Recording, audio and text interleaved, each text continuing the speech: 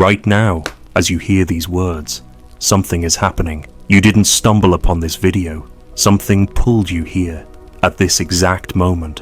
And what I'm about to tell you will shatter everything you thought you knew about coincidence. 750 years ago, Ibn Arabi discovered why certain messages find certain people at exact moments. He called it AL-WAQT, the sacred moment. And he said, nothing reaches you except what was already written in your essence. This video found you, not the other way around. And there are 9 specific reasons why. Ibn Arabi, the greatest master. 8 centuries of scholars have studied his words, kings sought his counsel, but he refused everything except truth.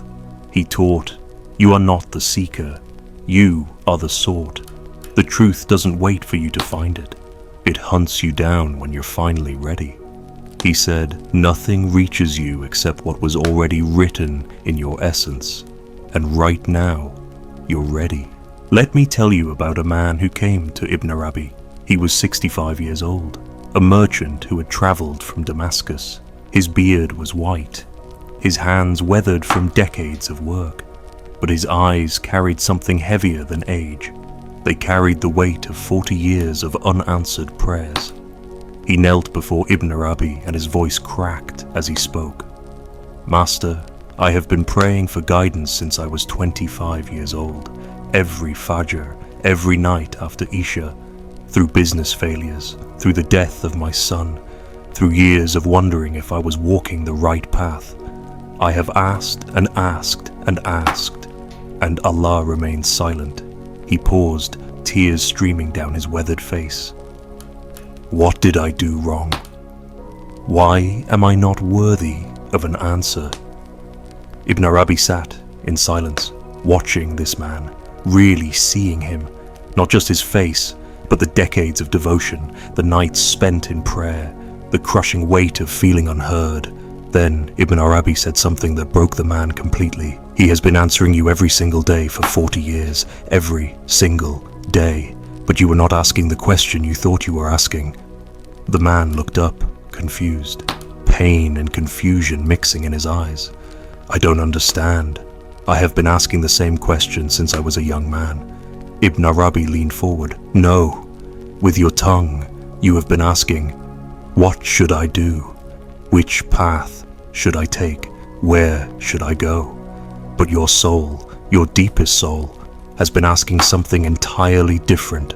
Your soul has been asking, when will I be ready to hear the answer? When will I stop demanding and start receiving? When will I surrender? Long silence. The kind of silence where a man's entire life rearranges itself. The man whispered, how do you know I am ready now? After 40 years, why today? Ibn Arabi's eyes softened. Because you came here, not to demand, not to argue, but to ask, why am I not worthy? That question, that humility, that is the door opening. You were never unworthy.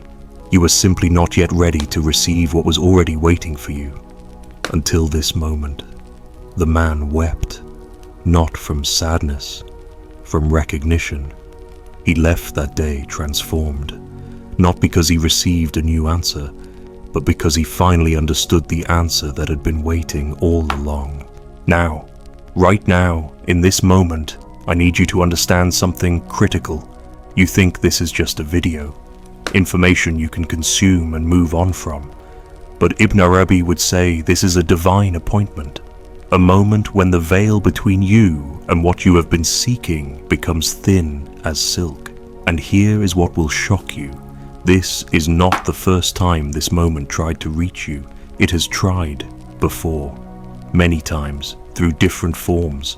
A book that fell off a shelf, a stranger's words, a dream you cannot forget, a moment of silence that felt too loud, but you were not ready.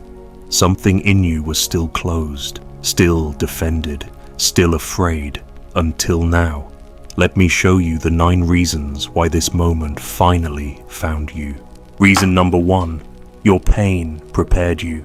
Ibn Arabi said, Suffering is the polish that removes rust from the mirror of the heart. You have been through something, grief that has not left, loss that still aches, betrayal that cut deep, or just the slow weight of years that did not turn out as planned. That pain was not punishment, it was preparation. It softened the hardened places in you, places where pride built stone walls, where fear created barriers. Your suffering opened cracks, and through those cracks, light could finally enter. Without that pain, this message would bounce off your chest like rain off rock. But because you have been broken open, your heart is finally soft enough to receive. Ibn Arabi said, "The broken heart is the open heart, and only the open heart can hold divine truth." Reason number 2, you asked the right question not with words, with your heart. Recently, something in you shifted. You stopped asking, "Why is this happening to me?"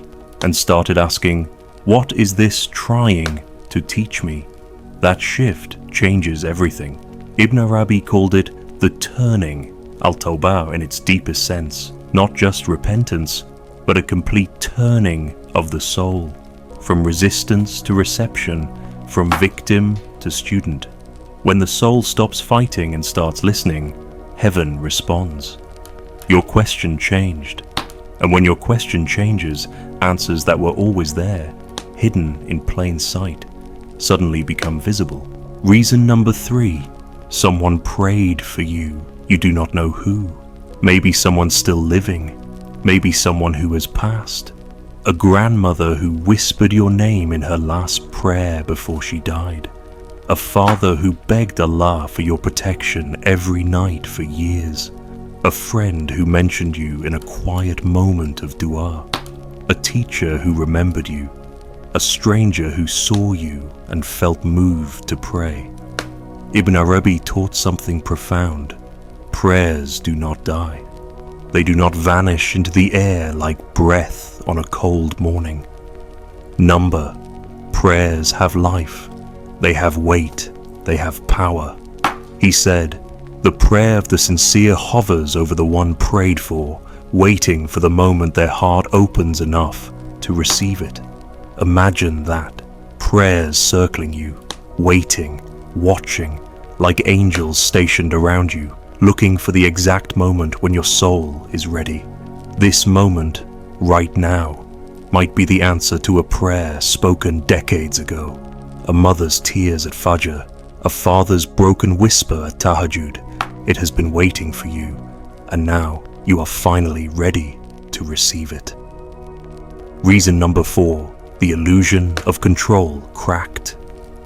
You have been trying so hard to fix things, to understand, to make sense of chaos, to force doors open that refuse to budge. You gripped so tightly your hands ached, your jaw clenched, your shoulders carried tension you did not even realize was there. You tried to control, to plan, to manage, to prevent, and nothing worked. Then recently, maybe you do not even know exactly when, something in you just gave up. Not in defeat, not in despair, but in surrender. Ibn Arabi said, "The soul's deepest prayer is not, 'Give me what I want,' but 'Take me where I need to go.'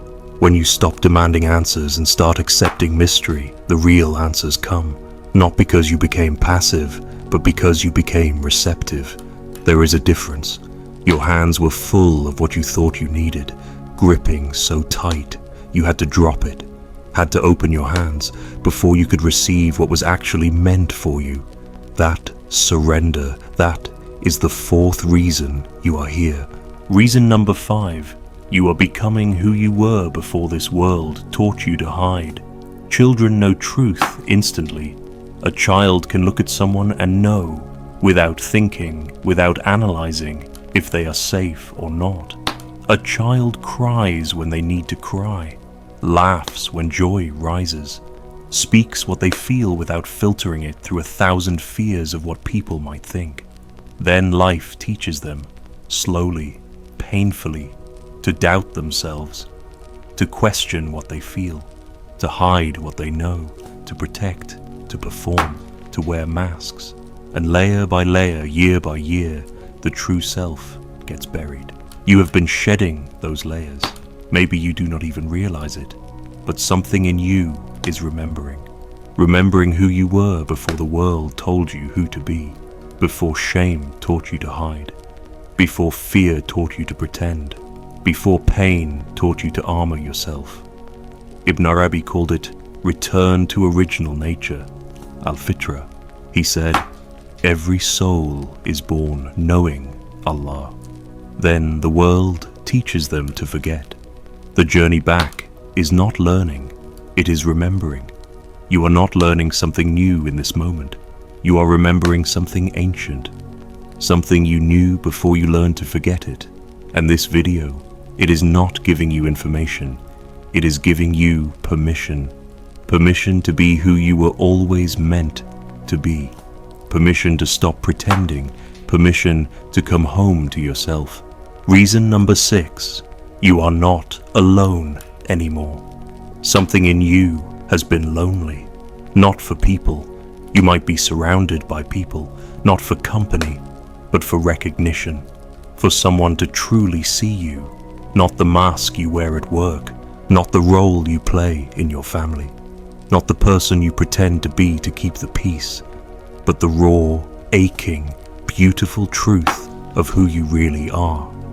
The part of you that wakes at 3 a.m. and wonders if anyone else feels this way. The part that sees through the illusions everyone else believes. The part that knows there is more, feels there is more, but cannot find anyone who understands. That part has been lonely. This moment sees you. Ibn Arabi said, when truth recognizes you, you recognize yourself. And in that recognition, you are no longer alone. Once you feel that, truly feel it, everything changes. You stop begging for validation from people who cannot give it. You stop shrinking yourself to fit into spaces that were never meant for you. You stop explaining yourself to people who refuse to understand, because you have been seen, really seen. And once you have tasted that recognition, nothing else satisfies. Reason number 7, those who came before you are not gone. Ibn Arabi taught something that most scholars miss. The souls of the faithful are connected, not metaphorically, actually connected, like a web of light that stretches across time and space. He said, the prayers of those who came before live within those who come after. Each awakening awakens another. Your grandmother who never got to see you grow. Your father who worried about you until his last breath. The great-great-grandfather whose name you do not even know, but whose prayers you carry in your blood. The ancestors whose faces you have never seen, but whose faith runs through your veins. They are not gone. Their prayers live within you. And right now, in this exact moment, something they prayed for is being answered. Not in them, in you. You just took a step they were praying you would take. You just opened a door they spent their lives trying to find. You just heard something they longed to hear but maybe never did in their lifetime. This moment is not just yours. It belongs to everyone who came before you and could not complete the journey. You are continuing something they started. You are answering prayers they planted like seeds, hoping someone in the future would water them. That is the 7th reason. You are not alone. You never were. Reason number 8. This is your spiritual inheritance. You come from a lineage of seekers, even if you do not know their names, even if your family never spoke of these things, even if you feel like you are the first one in your bloodline to care about the unseen, about the soul, about truth. You are not. Somewhere in your ancestry, maybe generations back, maybe in a land whose name you have forgotten, someone prayed, someone wept, someone stood in the darkness and called out to heaven and begged for their children's children's children to find what they could not. That prayer traveled through time, through wars and migrations, through famine and forgetting, through silence and suffering, and it landed in you. This moment is that prayer being answered, not just for you, for everyone who came before you and planted seeds they would never see bloom. You are not starting from scratch. You are not the first. You are continuing something sacred, something that began long before you were born and will continue long after you are gone. Ibn Arabi said, "We are not individuals walking alone. We are rivers flowing from the same source, returning to the same ocean. This is your inheritance. Claim it."